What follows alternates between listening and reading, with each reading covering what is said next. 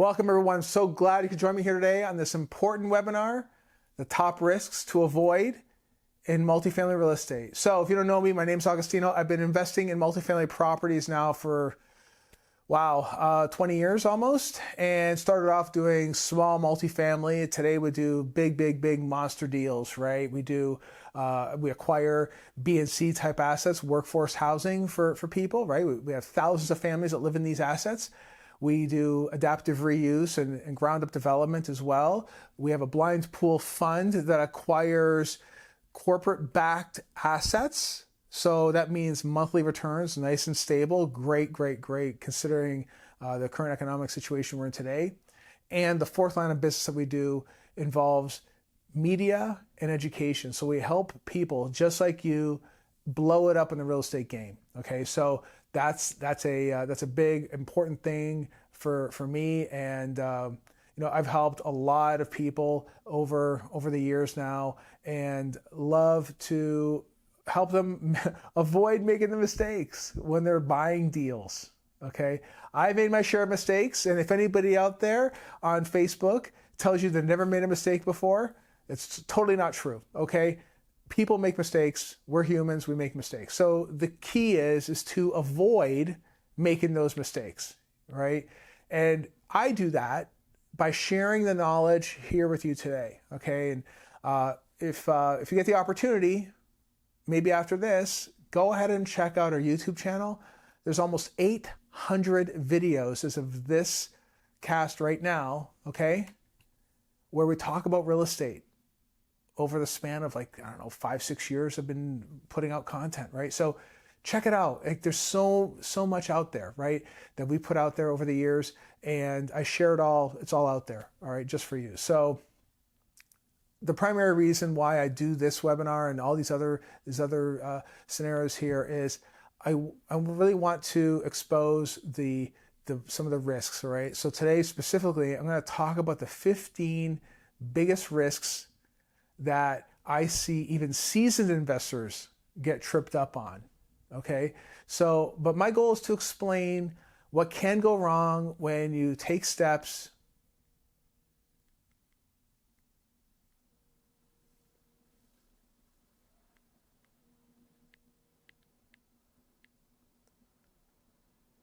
My goal is to help explain what you see. Stop. All right, hang on.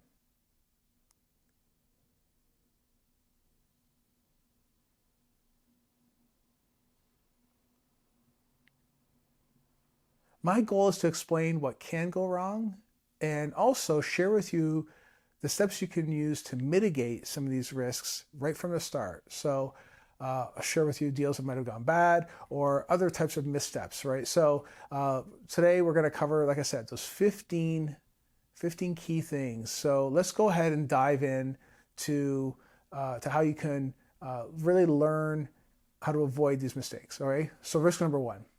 Inadequate due diligence. So the first major risk is not thoroughly vetting a property before you acquire it.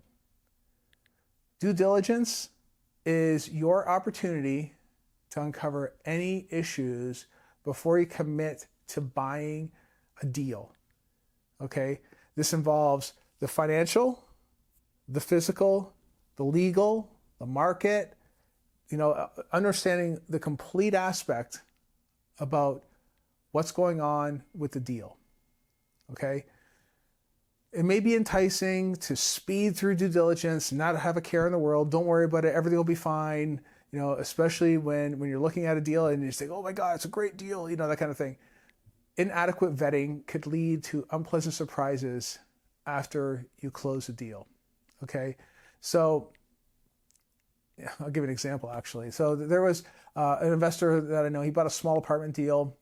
He didn't scrutinize the financials provided by the seller. So after he closed, he discovered that the previous owner exaggerated the rental income while understating the expenses.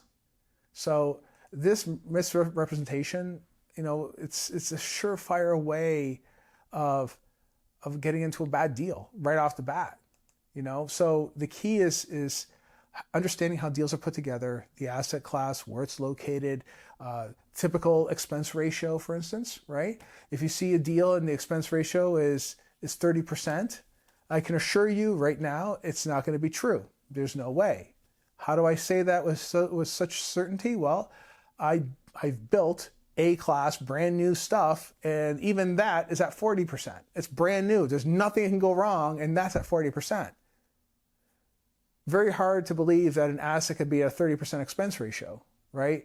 So this is what I mean. Like, you're going to go through a lot of deals. You have to take a lot of patience, and you really have to take your time to understand the aspects of the deal. So when you do look at these deals, look at the big ticket items, the roof, HVAC, the electrical. You don't want aluminum wiring in there, especially if you're looking at older properties built in the late 60s, early 70s. Aluminum wiring was used back then. Tremendously expensive if you have aluminum wiring in the asset, okay? Look at the plumbing. What type of plumbing is it? Is it iron? If there's iron plumbing, that could sometimes be a problem. You have to get that, you may have to get that replaced too. Understanding the key elements of the deal is extremely important, okay? Check permits, check zoning. Did someone add a unit to the deal and you didn't even know about it? And neither did the city. And if they suddenly do an inspection and they see there's an extra unit there and it was built out, and the seller proudly says, "Oh, look, I got an extra unit here. How about that?" And meanwhile, there's no permits for it. You're going to pay for it if you bought the deal. Okay, so just be extremely careful there. Verify the rents, get the leases. Okay, get the leases and verify that everything matches up to what's in the bank, right? Check the vacancy rates for the local market too. If the seller is claiming a 5% vacancy and then the local market is known to be 10, clearly there's a gap there. Okay, so you're looking for especially the tenant information too. Typically, landlords will do, responsible landlords anyway, will do a credit checks on all the tenants. Okay, we do. You can sometimes request those reports. Right? So when you do, you can validate and verify that the tenants that are living there are qualified to live there. Okay? So, the thorough due diligence takes a great deal of time. It takes a great deal of money. All right? But it's worth it, to potentially avoid catastrophic losses later on. Okay? So, and if you are starting out, you can certainly pay somebody to do all this stuff, all this due diligence stuff. I would strongly recommend, if you are starting out, at least do it one time yourself. Go through the process. It's going to suck. It will suck. I'm telling you. However, the best way to learn the nuances of due diligence is to learn the intricacies on your own and go through it. You can certainly hire somebody even afterwards, to check your work. Do that too if you feel like it. Absolutely. The key though is to at least go through it once so you can understand how this due diligence process works. Okay. Number two, not understanding the local market. So this is a major thing, is not understanding the local market. All right. We have many biases that we process in our minds. And what we'll do is we'll come in from Los Angeles and look at a place like Cleveland, Ohio, right? And here you can get a single family home rented out for, I don't know, $1,300 for an entire house. You get an entire house to yourself for $1,300 a month. Pretty good deal. Someone coming in from Los Angeles, they're anchored to their rent for a similar square footage is almost $4,000 a month. They're like, wow, what a great deal. No, two different assets. You have to understand the market, right? So you have to have intimate knowledge about the market. So there's one investor I know that he bought a property in a rapidly growing suburb, didn't realize that the city planned to add thousands of new apartments just a mile away, right?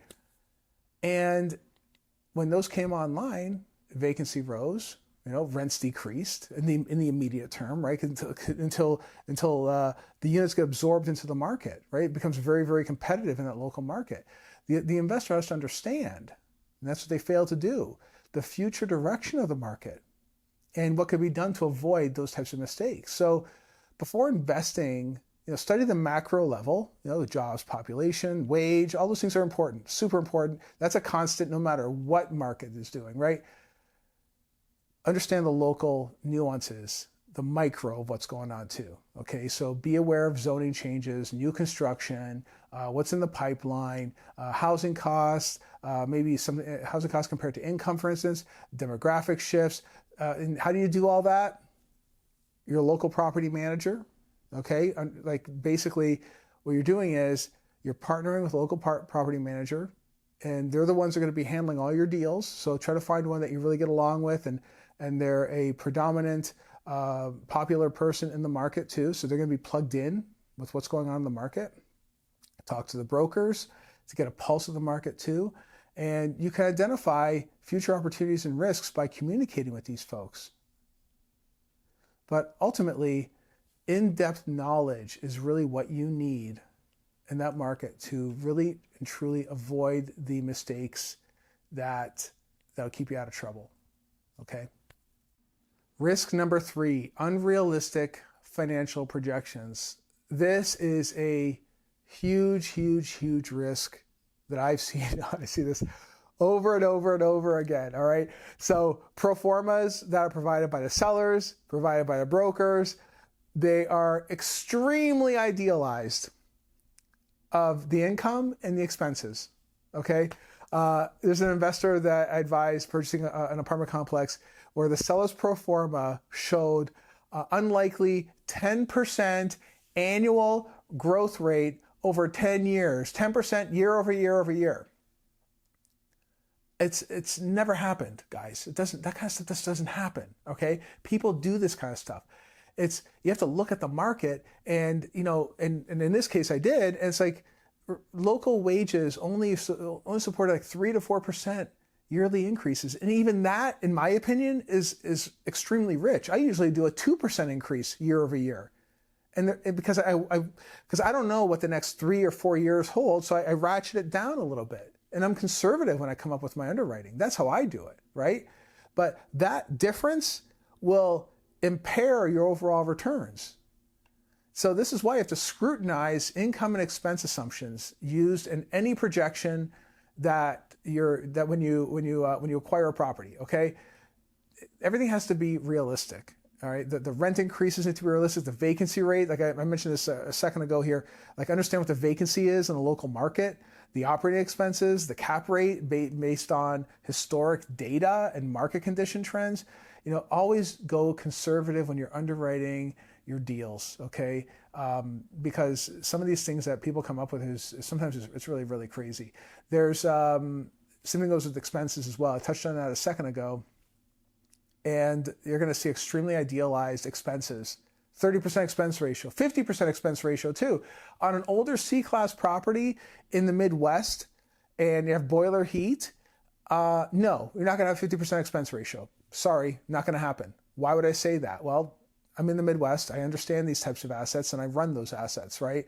And if you have that type of heating, they tend to be a little more money. And because the property's older, you're looking at probably a 65% expense ratio. And that's okay. There's ways of limiting that downside.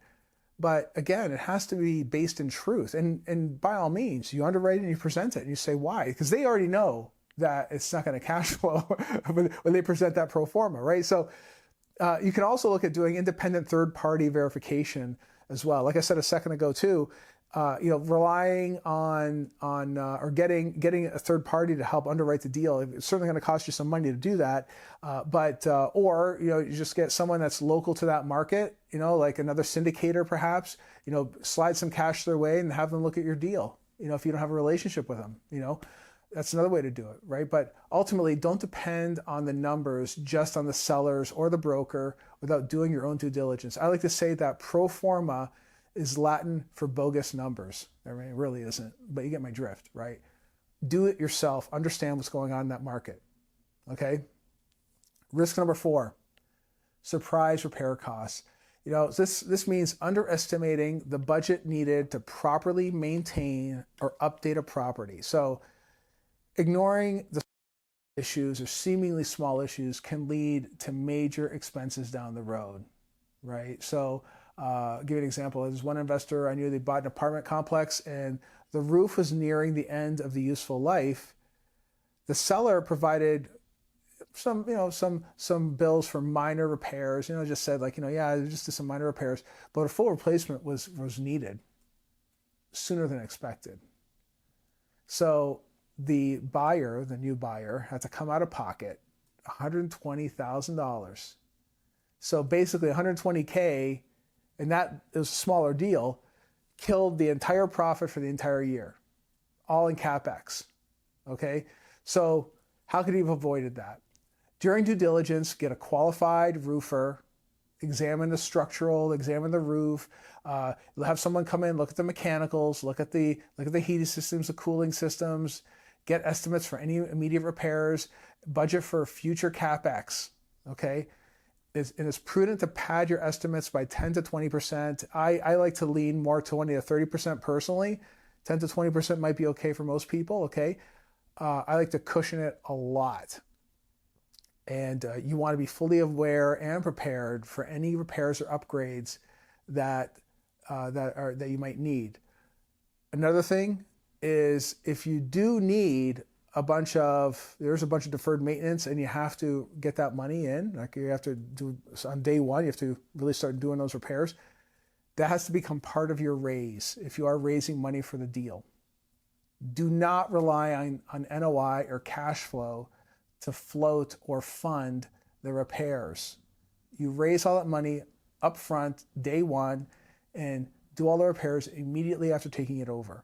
That's the right way to do it, okay? Risk number 5, self-managing the property. This is absolutely huge, okay? Like the people that avoid this, hiring a professional property management company because they want to save the 5 or 6%, okay?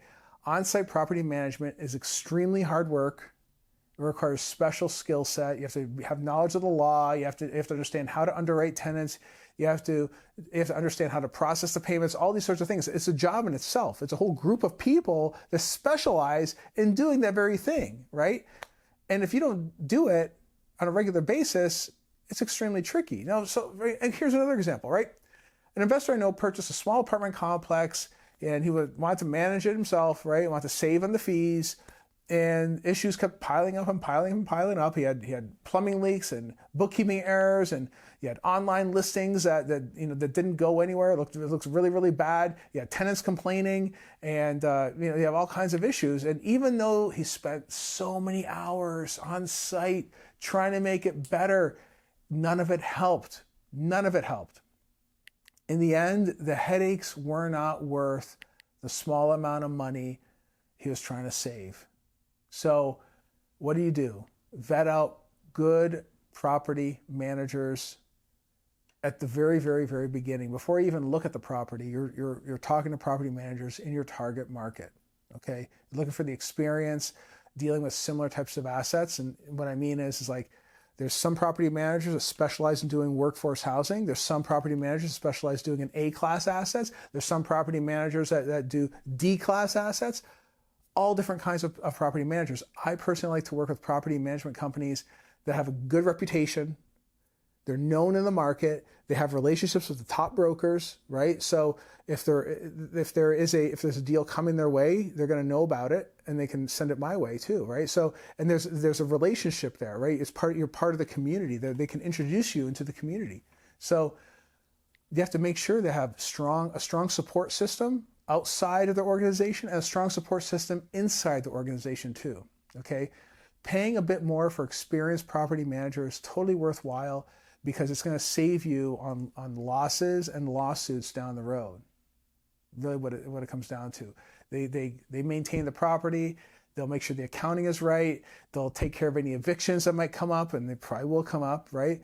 So don't take this on yourself, okay? Especially if you lack training, do not take this on yourself, all right? Risk number 6, excessive leverage. This is a big one, okay? Taking on too much debt relative to the value of the asset. That's called high leverage, okay? More leverage means higher cash on cash returns, That's good in good times, right? But it magnifies your losses when the market shifts and now you're in a bad time. So here's an example. I know this one investor, he leveraged properties very, very, very aggressively during the strong markets in the early 2000s. They boosted their cash flow. They're doing amazing, right? But when rents dropped during the just before the financial crisis, especially during the financial crisis, these large mortgage payments came up, and these assets turned to liabilities. The equity disappeared, right? So the lesson there is use a conservative loan to value, okay, 60 to 75%, and stress test the debt service at higher rates, okay? So you have to keep the leverage in check even when lenders are offering easy money. And believe me, they will, okay? You want to buffer to weather market volatility. Now, also secure fixed rate financing over 5, 7, or 10 years, right? Long term fixed rate. I learned that lesson before 2008, right? Because I didn't want to have any adjustable rate mortgages of any sort. Variable rates leave you vulnerable when interest rates suddenly rise. And that's what happened in 2008. Many people got into these bad deals, the rates jumped up, and they can't make the payment, they're handing the keys back. That's what happened, okay? Don't ever repeat that. You do that by getting long-term rate on your mortgage, okay? Risk number 7, rampant turnover. This is buying a property with a high resident turnover, right? So constantly filling up your vacancies like every 2, 3, 4, 6 months. It's extremely expensive to do. Okay? It drives up your leasing costs. You have to turn the units all the time. It hurts your NOI. It's terrible, okay? One investor I know, he purchased an apartment complex, and the leases average only 9 months. You dig deeper and you realize that they were doing bad tenant screening. The property management sucked. There was increasing crime in the area. So there's all the red flags are all there, right? It could have been there during due diligence. The buyer ignored it and got stuck with it. So during due diligence, review the historical occupancy, the average tenant longevity. Look at spotcrime.com. What's going on in the local market, right? Talk to residents. Maybe the seller won't let you talk directly to the tenants, but talk to the people nearby. What's going on in the local market, okay? Because high turnover indicates potential property or management issues, and that pushes people away, okay? Also look at the demographics, the crime trends, like I said a second ago. Look to see what sort of tenant qualifications they have. Like I said, see if you can get their credit report or whatever other type of underwriting that they might do, so you have an understanding of what and how they put tenants in those units. Okay. Risk number 8, it's a big one. Okay, it's not having sufficient cash reserves or access to credit. So liquidity is essential to handling those unexpected costs that I talked about a bit ago, right?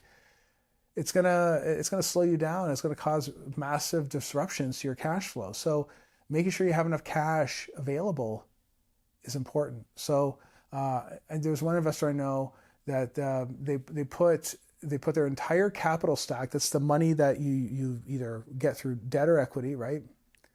And they all they do is raise just for that only, and not for any reserves, not extra money, just in case. Okay, so if the HVAC suddenly stops working, even though you got a clean bill of health from the HVAC guy, he said you're good to go, but guess what? He messed up. That happens. It failed. He's long gone. What are you going to do now? You got to fix the HVAC, right? That's why you need reserve. It took months to finance that deal, to finance the HVAC. The turnover in the meantime was terrible because everybody got all upset about having no HVAC, right? This is what I said a second ago about having extra cash, right? You're raising extra money. So you can save 20 to 25% of capital for reserves, right? For CapEx costs, capital expenditures, right? CapEx. Have that as a buffer. Or you can also plan for like $1,500 a unit, set that aside. That's another good starting point too, right? It might be easier to calculate that, right? But even having a line of credit available to tap that you can use for unforeseen problems, okay? But investing generally leaves very little room for error.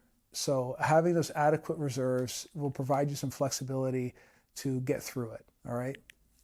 Number 9, bad market timing. The timing you're into the market is absolutely key. Now, right now we're in a market cycle, okay? And it just means that you have to be extremely careful when you're getting into your deals, right? There's some investors I know that got caught up in the housing bubble. They started overpaying for properties. They were not disciplined in how they're underwriting their deals. They were not disciplined in their forecasts.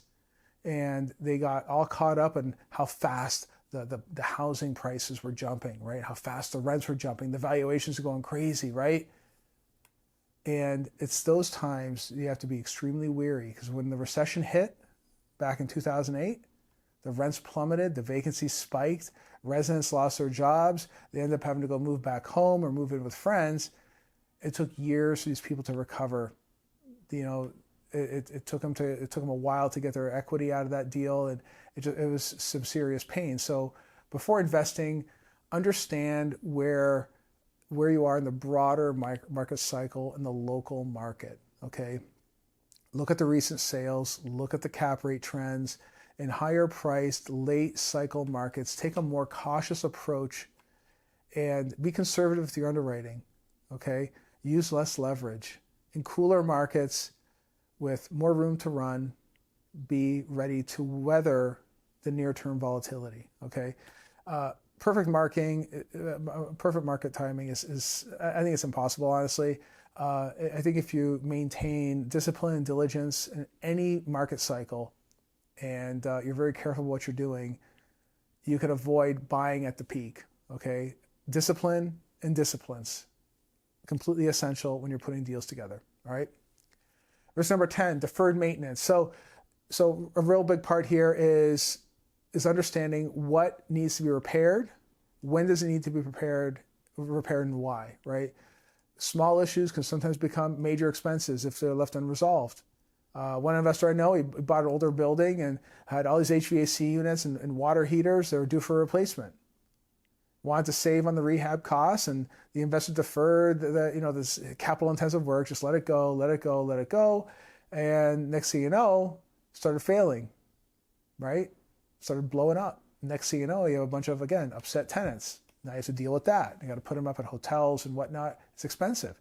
So review all deferred maintenance that's recommended in the inspection reports. And that's the thing that sucks. He knew about it, by the way. He knew that was going to happen, right? So before you acquire it, review the reports. Sometimes I never retrade, but if the asset is being sold as a perfectly sound asset and you clearly find issues here, you have to bring it up, right? But repairing the problems up front, even at a high cost, prevents further damage down the road. So that means also budgeting for future CapEx, like a roof replacement and maybe amenity upgrades over time too, right? So perform the PM, the preventative maintenance, like seal coating the parking lots. That's another thing, especially if you're going to be in a cold weather environment. That little crack in the asphalt can turn into a giant pothole if you don't seal it up, okay? But addressing the maintenance issues will stop you from turning it into a big, big problem. Risk 11, insufficient insurance. Oh, my favorite. Not having the right insurance coverage on the asset, okay? If you don't have the right insurance, it puts your assets at risk, and it puts you at risk too, right? There's an investor I know, they insured an apartment complex well below the replacement value because they want to save on the premiums. So when a kitchen fire damaged half the building, the coverage limited how much he was going to get. So couldn't get the full repair value. Couldn't do it. So it took over a year of mortgage payments of him coming out of pocket just to recover it. So, and again, it's one of those things like, look, if you want to skimp on insurance and you're a good cook, you're not going to be responsible, or you're not going to be responsible with what you're cooking in your kitchen, not doing a grease fire in your house or whatever, fine, you could do that. But here's the thing, if you're going to have 100 people living in a property that you don't really know on a daily basis, You don't know what the hell they're doing over there. Get the right insurance. Work with an experienced commercial broker to ensure you have the ample insurance that you need to protect yourself from liability and get the right replacement cost, okay? There's also business interruption insurance too, right? So it'll cover lost rent as well. So again, sign up for that, okay? Paying for good coverage will give you invaluable peace of mind and financial security, so don't cut corners here. I would never have thought that I would have had 3 or 4 fires in the assets that I got. It's true, it happened. They happen all the time. It happens more often than you think, So the more assets you get, the greater the likelihood of that happening. So don't cut corners here, all right? Number 12, hidden environmental risks, okay? So when you acquire an asset, there might be environmental issues, right? In older properties, asbestos, lead paint, maybe there's some mold hidden in there somewhere, soil contamination. Sometimes it can lay dormant for years. If the property is built in the 60s, it's probably there now, right? There's already lead in it. It's probably asbestos in there too, So here's another example. There's an investor I know bought a vintage property without conducting the lead paint and asbestos testing during due diligence. So when issues surfaced during renovations, he had to go get a costly abatement. And that's tremendously expensive, all right? That'll blow out the budget, blow out the timeline, terrible, okay? So during due diligence, hire an environmental company to thoroughly inspect and test the property. So review the report and discuss any risks openly with the seller. Make sure the seller is aware. So while problems can't always be avoided in older properties, discovering the issues up front will help prevent any nasty surprises down the road. So, making sure you have the right scope and the right budget, ahead of time will certainly help too, okay? Risks 13, ignoring the market shift. So when you're going into these types of deals, understanding what's going on in the local market is absolutely key, okay? And I'm not saying national, I'm not saying this recession that we're in or about to go in or whatever you want to call it. It's a global phenomenon, but at the local level, what's happening there?